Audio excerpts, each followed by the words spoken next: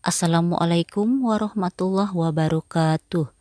Puji syukur kita panjatkan kehadirat Allah Subhanahu wa Ta'ala, sehingga pada hari ini kita masih dapat bertemu dalam keadaan sehat walafiat.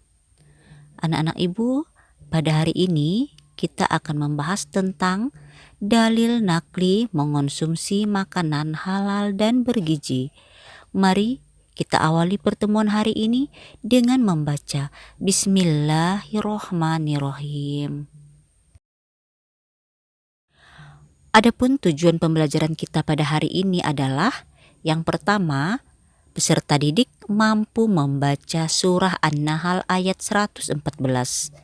Yang kedua, peserta didik mampu menjelaskan kandungan surah An-Nahl ayat 114 beserta hadis tentang makanan yang halal dan bergizi. Dalil nakli mengonsumsi makanan halal dan bergizi dapat kita lihat dari beberapa firman Allah Subhanahu wa Ta'ala. Antara lain, yang pertama dari surah An-Nahl ayat 114, yang kedua surah An-Nisa ayat 29, dan yang ketiga dari hadis riwayat Muslim. Sekarang kita lihat ayat Al-Quran tentang makanan dan minuman halal dan bergizi. Yang pertama dari surah An-Nahl surah ke-16 ayat 114 yang berbunyi, A'udzubillahi minasyaitonirrajim, Bismillahirrohmanirrohim. Fakulu mimma rozaqakumullahu halalan thayyiba washkuru ni'matallahi in kuntum iyyahu ta'budun. Shadaqallahul azim. Yang artinya, maka makanlah yang halal lagi baik dari rezeki yang telah diberikan Allah kepadamu, dan syukurilah nikmat Allah jika kamu hanya menyembah kepadanya. Quran Surah An-Nahl ayat 114. Makna dari surah An-Nahl ayat 114 adalah sebagai berikut. Yang pertama, Allah Subhanahu wa Ta'ala memerintahkan untuk mengonsumsi makanan dan minuman halal dan bergizi. Artinya, Allah Subhanahu wa Ta'ala telah menciptakan bumi dan seisinya. Allah Subhanahu wa Ta'ala menciptakan makhluk hidup beserta kebutuhannya, termasuk makanan dan minuman. Mengapa Allah Subhanahu wa Ta'ala memerintahkan manusia mengonsumsi makanan dan minuman halal? Karena makanan dan minuman halal akan memberi manfaat bagi tubuh manusia. Allah Subhanahu wa Ta'ala menurunkan rezeki bagi seluruh umat manusia, baik bagi orang muslim maupun orang non-muslim. Akan tetapi, Allah Subhanahu wa Ta'ala memberikan perintah khusus bagi umat Islam untuk mengambil rezeki yang baik. Allah Subhanahu wa Ta'ala mencintai manusia yang taat pada perintahnya. Oleh karena itu, sebagai seorang muslim harus mematuhi semua perintahnya. Seorang muslim harus mengonsumsi makanan dan minuman yang halal serta bergizi. Makna yang kedua dari surah An-Nahl ayat 114 adalah Allah Subhanahu wa Ta'ala memerintahkan manusia untuk bersyukur. Pada surah An-Nahl ayat 114 dijelaskan bahwa bersyukur kepada Allah Subhanahu wa Ta'ala dapat ditunjukkan dengan menyembahnya. Mengapa manusia diperintahkan untuk bersyukur kepada Allah Subhanahu wa Ta'ala? Karena Allah Subhanahu wa Ta'ala telah memberikan segala sesuatu yang dibutuhkan oleh manusia. Dengan demikian, segala sesuatu yang kamu miliki merupakan rezeki dari Allah Subhanahu wa Ta'ala. Dan bersyukur kepada Allah juga dapat dilakukan dengan menjaga kesehatan, berbakti kepada orang tua, dan berbuat baik kepada tetangga. Makna yang ketiga adalah menumbuhkan perilaku terpuji.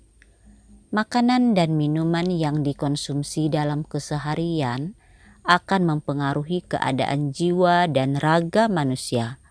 Bahkan, makanan dan minuman yang dikonsumsi akan mempengaruhi perilaku keseharian manusia. Zat-zat makanan dan minuman akan diserap oleh tubuh dan mengalir di dalam darah serta disebarkan ke seluruh tubuh. Oleh karena itu, jika makanan dan minuman yang dikonsumsi halal dan bergizi, manusia akan memperoleh manfaatnya. Tubuh menjadi lebih sehat dan bersemangat untuk beribadah. Orang yang selalu mengonsumsi makanan dan minuman yang halal dan bergizi akan terdorong untuk senantiasa berperilaku terpuji. Itulah tadi makna dari surah An-Nahl ayat 114.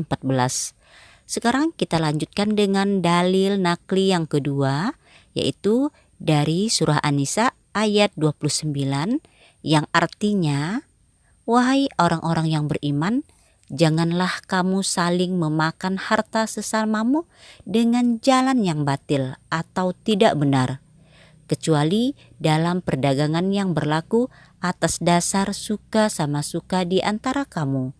Dan janganlah kamu membunuh dirimu. Sungguh Allah Maha Penyayang kepadamu." Quran Surah An-Nisa ayat 29.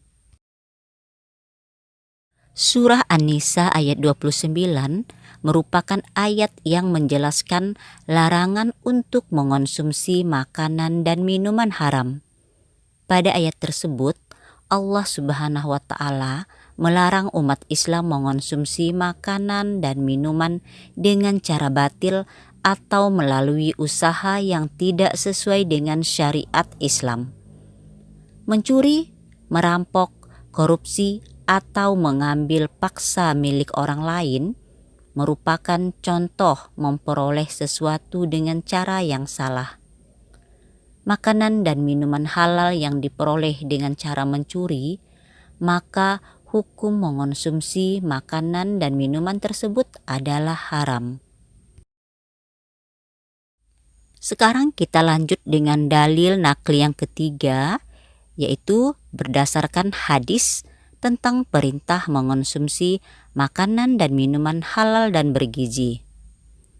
Dari Abu Hurairah, ia berkata, Rasulullah Shallallahu Alaihi Wasallam bersabda, "Wahai sekalian manusia, sesungguhnya Allah itu baik. Dia tidak akan menerima sesuatu melainkan yang baik pula. Dan sesungguhnya Allah telah memerintahkan kepada orang-orang mukmin seperti yang diperintahkannya kepada para rasul.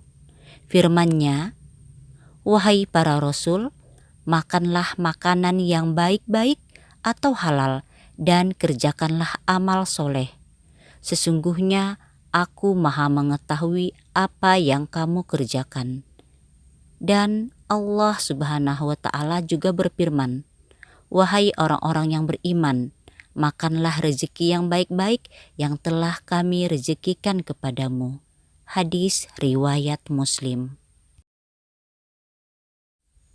Hadis tersebut membuktikan bahwa perintah mengonsumsi makanan dan minuman halal serta bergizi sudah ada sejak rasul-rasul terdahulu.